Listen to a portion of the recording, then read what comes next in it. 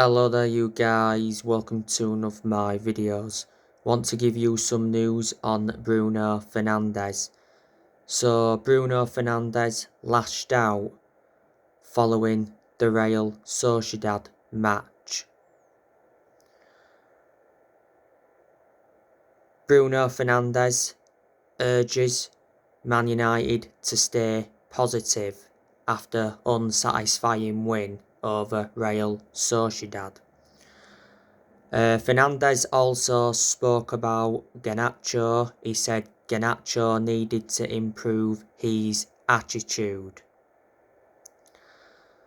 So these are some of the things he said after the game. Bruno Fernandes, of course, won't be playing any part against Aston Villa this weekend, as is he suspended? Something like that. Bruno Fernandes has been a Manchester United player for over 2 years now. We got him from Sporting Lisbon back in January 2020.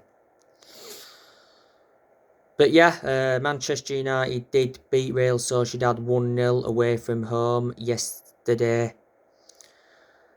It was Manchester United's final game of the group stage. Manchester United failed to top the group. Man United needed to win by 2 goals to top the group. The goal came from Garnacho. It was his first senior goal for the club. Good finish as well by Garnacho. Revert back to 6 months ago, Garnacho scored twice in the FA Youth Cup. Yesterday, Ronaldo did provide the assist for the Garnacho goal. Ronaldo should have scored. He had a very good chance. It hit the roofing of the net. Ronaldo, of course, played in the 1-0 win against West Ham, and he wasted chances in that game. Ronaldo did score in the 3-0 win against FC Sheriff.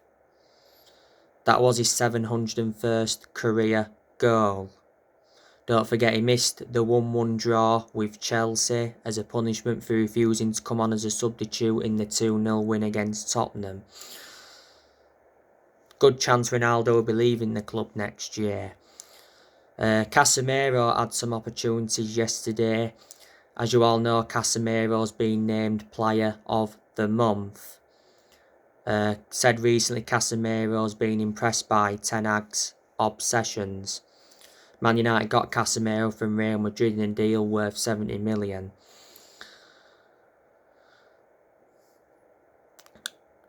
But yeah, so now, like I've mentioned already, with Man United not topping the group, Manchester United have to play a playoff round to get to the last 16 of the Europa League.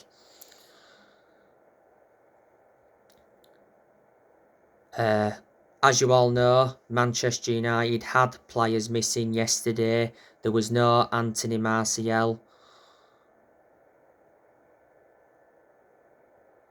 There was no Varane, he's still injured. He came off injured in the 1-1 draw with Chelsea.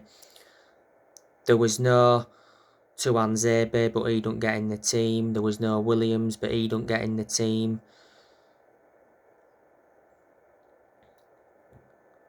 There was no Anthony, he's injured. He missed the 1-0 win against West Ham. Jadon Sancho was missing because he's out with illness. So they are players Man United had missing. On the other side of things though, Real Sociedad were missing around 6 or 7 players. Well, it was confirmed prior to the game there was missing 7 players. Real Sociedad, of course, won the game at Old Trafford 1-0. Manchester United though got robbed in that game because Martinez got controversially penalised for a handball.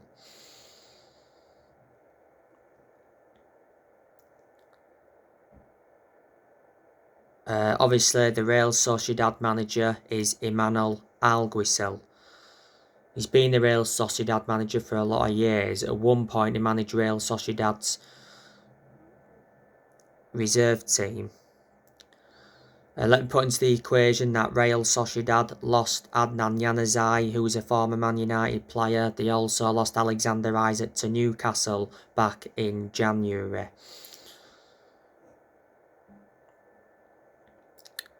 But yeah, Manchester United's next league game is Aston Villa. The preview for that game will be coming up on my next video. But Man United are in good form at the moment. We're now unbeaten in his last, 8 or 9 games in all competitions. Yeah, the last game we lost was to Man City, 6-3. Erik ten Hag, I've praised him so much so far this season because I think he's doing a good job as Man United manager. He does need time. This is his first full season. His expectations this season will be to just get Man United a top 4 finish. If he could win a trophy as well, that'd be even better because Man United have not won a domestic trophy since 2017.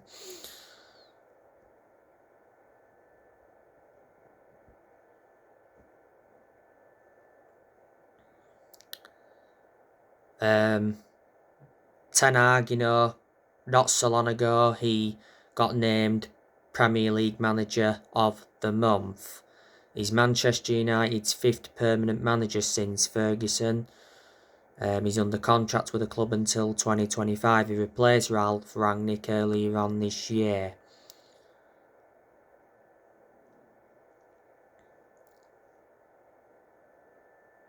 Didn't he?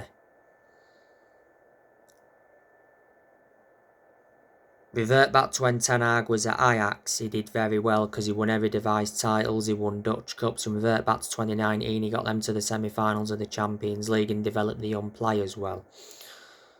So I did say, didn't I, I'm convinced that Man United he will replicate what he produced at Ajax, but the Premier League's totally different to the Dutch League. As you all know, Erik ten Hag so far has made 6 signings as Man United manager. We spent over 200 million this year. Let me put into the equation that Ten Hag has got rid of players. But despite that, he's still inheriting players from other managerial eras. Earlier on this year, Ten Hag revealed his transfer plans for January, looking to make some more signings. There's quite a few players on our agenda. Recently, I gave you the news on Jude Bellingham. Man United have reportedly made Jude Bellingham the top transfer target in 2023. Jude Bellingham is valued at 100 million. Liverpool are also interested in him. Jude Bellingham has been at Borussia Dortmund since 2020. Borussia Dortmund got him from Birmingham for an initial fee of 25 million. Obviously at the time became the most expensive 17-year-old in history. Jude Bellingham's under contract with Dortmund until 2025. Obviously, Man United may reignite their interest in Declan Rice. Because after the 1-0 win against West Ham, Declan Rice made his thoughts clear on Old Trafford in Man United transfer in. We went in for Rice earlier on this year, but Man United decided to get Casemiro and Eriksen instead. We've won a January move for Max Aarons from Norwich. Max Aarons is valued at around 15 million. If Aarons was to come in January, that would really provide competition for Diego Dalot, and it would certainly see Wan-Bissaka leave the club. Ten Hag in January may get around 70 million to spend. There again, if we could sell Ronaldo in January, he could have up to 100 million to spend. The January transfer window will be Ten Hag's second transfer window as Man United manager. Man United have let 5 managers go since Ferguson. Obviously, Moyes got sacked.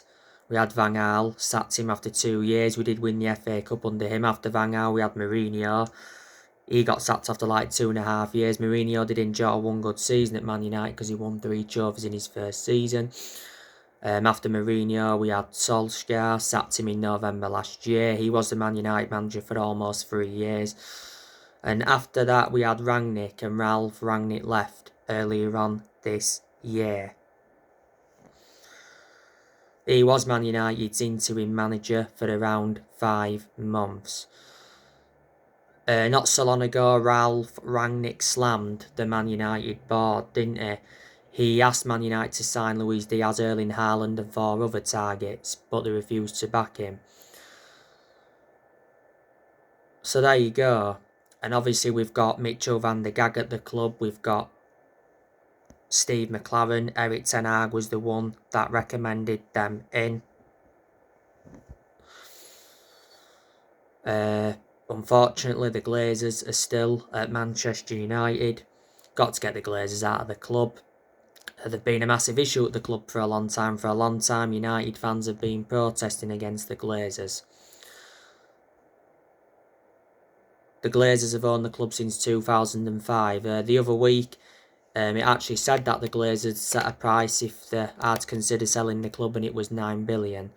There again, Sir Jim Ratcliffe came out and did admit that the Glazers don't want to sell Man United, because he actually did insist that he would have bought the club during the summer if the club had been up for sale. We obviously got John Murtaugh and Richard Arnold at the club, Benny McCarthy. Earlier on this year, Sir Alex Ferguson came back to Man United in an advisory role. So now guys, that's everything to update you with. Drop your comments, likes below on the channel if you do, consider subscribe as always, and take care. God bless. See you all again very soon.